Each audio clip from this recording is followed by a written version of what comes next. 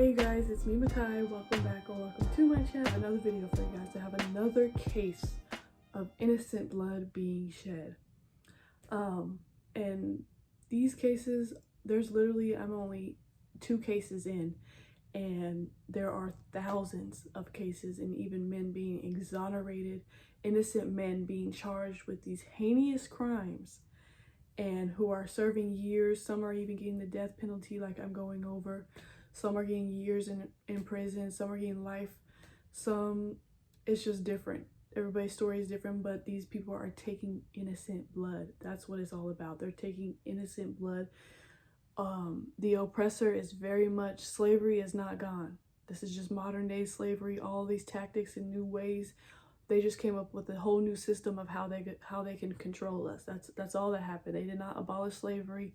None of that. It's still there. If anything, it's more discreet and secretive, which is worse because you got to be careful with these traps that they set before us, because the people are still there. The adversary is still there and seeking to devour. So anyways, and the people who are down here, all they're doing is the work of their father. So Satan spreading lies. That's what they're doing, and putting innocent men in jail and taking innocent lives. And that is one thing the Lord hates, is the shed of innocent blood. So they will get their part, in judgment. They will. They do have something, and these people have hardened their hearts. They have completely turned away from the truth. So at this point, only God can save them. Only God can change them. Only God can force them, because I'm not here to change them, because I mean, that's up to them. I don't think they will, but, at this point, like I said, all I'm trying to do is just make more awareness of it and spread the light and the word, because people need to wake up and know that this is reality. This is the silent killer that's killing our people, and not to get involved, so that you guys can be aware and not fall into the traps of the enemy. But anyways, you guys, so the case of Littlejohn, his name is Emmanuel Littlejohn. And the reason why I do this video and stuff is because these people had no voice. This man had no voice. I mean, the whole trial shut this man down. Like, he, even in court, you are allowed to speak.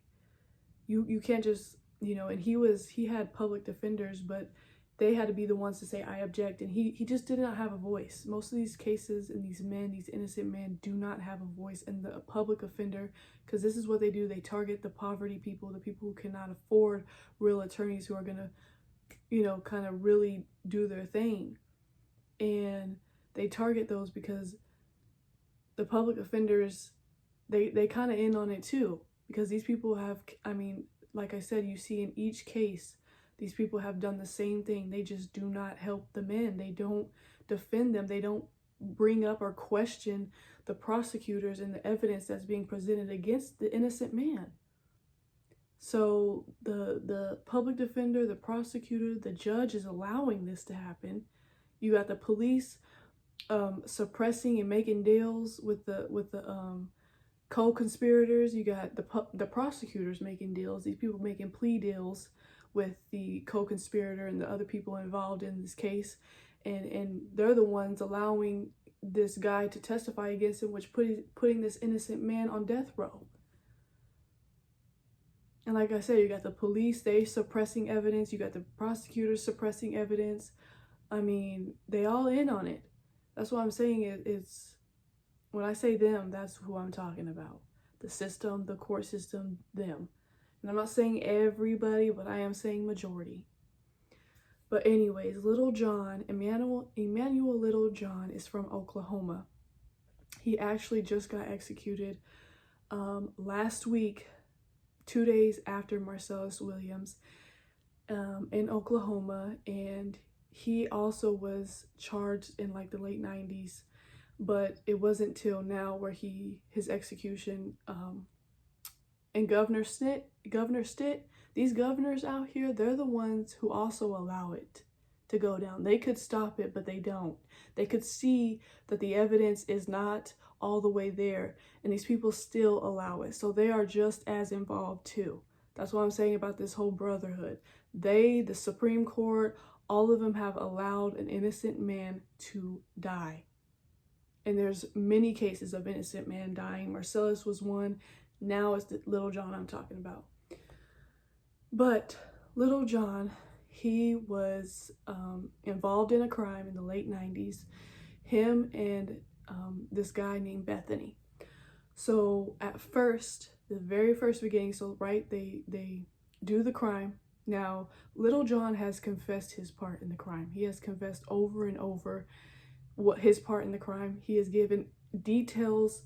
This man is trying, trying so hard to save his life, but he's confessed his part. He's done it. He said what he said it all. Not said it all, because like I said, they didn't give this man a chance to really talk. But when he did talk, he was trying to confess his innocence. So, him and Bethany, Littlejohn and Bethany, were robbing this convenience store, and so one guy ended up dying. There was a guy the convenience store clerk ended up dying. He was shot one time, and he died. Okay, so the investigators investigate. They gather all the evidence. They get everything, and they charge Bethany. Now, when you are charged with something, that means they have evidence against you.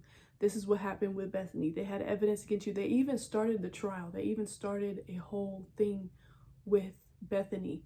And they were charging him initially with the crime and saying he was the one who shot. They had evidence, the forensic evidence and stuff like that against Bethany first. Then, all of a sudden, Littlejohn gets the crime put on him. And sources say also that, which I believe, because why all of a sudden, when the prosecutors make a plea deal, which is a deal with the devil, that's what they were doing, Bethany, the co-conspirator, the co-defendant in the crime, made a deal with the prosecutor saying if they testify against Littlejohn, that he will be let off because he was facing the death penalty. And tell me why he ended up getting only life in prison. And then Littlejohn is the one who got the death penalty. So they were charging Bethany first, and then all of a sudden things changed. Like, they just switched the name, because all of a sudden that's what Littlejohn was trying to also defend himself by saying, you guys were over here, putting this trial on, going against Bethany and putting this all on him, and then all of a sudden you're switching it all on me, which the judge allowed that. He declined his plea and ignored it, basically. So they ended up putting all the charges on Littlejohn, everything. They ended up saying he was the one shooting him. He was the one that, even though they still didn't have forensic evidence, they did not have forensic evidence. At this point, the forensic evidence came inconclusive. All of a sudden, the forensic evidence was not there. And so they didn't have really anything to put on this man besides, what was the evidence that they used? Shoot, I don't even think they had any evidence on this man. I forget what they used. Yeah, I don't even think they had any evidence. They just kept saying it was him. And even there was witnesses there, or witnesses were testifying that it was the taller dude who they seen shot the man. And there's a completely whole different height thing between Littlejohn and Bethany. Like, Littlejohn is like kind of little. Bethany was the bigger one, like, you can tell. And so that's easy to distinct who the taller one was, and Bethany wasn't. That's what the witnesses were saying. And they still declined that and didn't go with that. But Littlejohn, I forget the evidence that they were putting on this man. Like I said, I don't even think it was any, but the forensic evidence that came up ended up being inconclusive. So they really didn't have anything on this man. So the jury said themselves that, they put this man to death because the prosecutors were so adamant about putting this man to death that they had misconstrued and misinformed the jury by the way that they were coming off to them, because they ended up sentencing this man to death. But what the jury came back and said is that they thought that he was going to get out. You know, they didn't know that he was going to be sentenced to death. Because from what they understood, they felt like he was going to get out eventually from what they were sentencing him. But the judge declined it, and he ended up still being put to death. And so that was that. Also, like I said, the attorneys or the public defenders in his case, they kept making this man guilty already before the jury. Like, they were making him look guilty, and they also would not defend or step up and talk and object to the evidence that was being presented against him. So they really didn't do their job in trying to defend his innocence, and just allowing the prosecutor's narrative to be basically presented and it made it look like the prosecutor had all the evidence and they knew what they were talking about, because he wasn't standing up for himself or saying anything or refuting it. So yeah, that was that. And that's the case of Littlejohn. You know, he ended up getting the sentenced to death. And even one of the guys said that they've never seen a robbery, because this is the only case that because even in his history, Littlejohn's history, he has not had any cases to make him be sentenced to death, because usually you have to have like another case or another charge that's aggravated or murder to be sentenced to death, for people to see, okay, this man is a danger to society. But this man only committed a crime once, and it is aggravated robbery because he did kill somebody. That's what they say, that he killed somebody. But even I forget who it was, one of the attorneys who looked back on the case, that's why the truth is coming out now, because people are starting to look back on the case. One of the attorneys was just shocked because they've never seen it like an aggravated robbery like this case, someone be put to death like that. Like, this man was just like, this case was easy peasy. Like, these people don't even try to like go through, like, putting someone to death takes time. Like, you shouldn't just convict someone, you know, like, this needs to be thoroughly done, because you're putting someone to death. In this case, they just flew by it like it was just nothing. And to them, of course, it was nothing, because they all knew what they were doing. And they were all up against the prosecutor, like I said, was making a deal with Bethany. That's why he got let off and everything, you know, on him. And all of a sudden, Littlejohn gets, all they did is switch the name on the packets. Like, all they did. And then they just said that there was inconclusive forensic evidence. But all in all, they still did not have evidence against this man, and still charged him the death sentence. And they killed this man last week. Like, so anyways, you guys, yeah, this case was actually easy. Like I said, Littlejohn has claimed his innocence. He's told his part. He said what he did, and he even said, like, and I believe him. I believe him wholeheartedly. I believe him more than the prosecutor, more than the jury. I believe him more than what the prosecutors and everybody else is saying, because Bethany was getting convicted and charged, and they were putting everything on him. And then all of a sudden, they started putting everything on Littlejohn. I mean, literally everything. They started saying he was the one who shot him.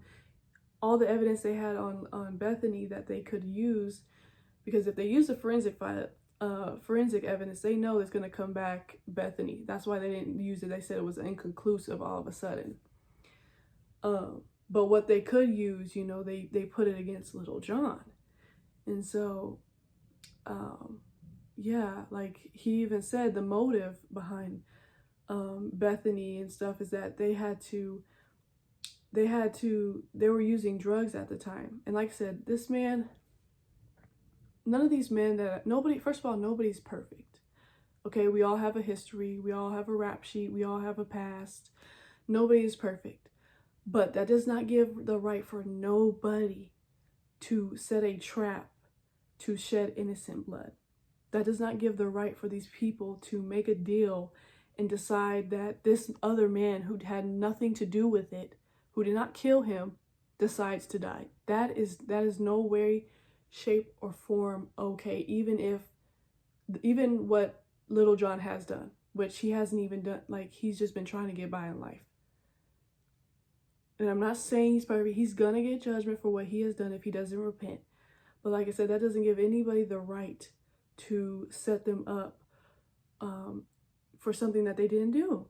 Like, no, that's shedding innocent blood. Like, that's wrong. They're over here making deals in exchange for their own life. That's why Bethany, he was about to face the death sentence, and Littlejohn ended up getting the left-hand side of things. I mean, poor Littlejohn, I bet you he didn't even know what was coming to him, because he wasn't going to sell out his, this man selling out his brother. It's just crazy. But anyways, you guys, yeah, the case of Littlejohn, like I said, Emmanuel Littlejohn, he died last week, so rest in peace to him. And I just pray that more awareness comes to the situation and people can, remember this man and his voice. And I truly, truly believe in him, and I truly trust in him that he was telling the truth and that he was truly innocent, not just because of my own feeling and conviction that the Lord has given me, but also because there is evidence and facts and stuff there to show that this man was not innocent. And if they knew. But anyways, you guys, hopefully I didn't ramble on. I hope I didn't miss anything. If you have any questions, anything you want to leave down below, please leave them down below. I hope you guys like this video. I'll be back for more, and please like and subscribe, share.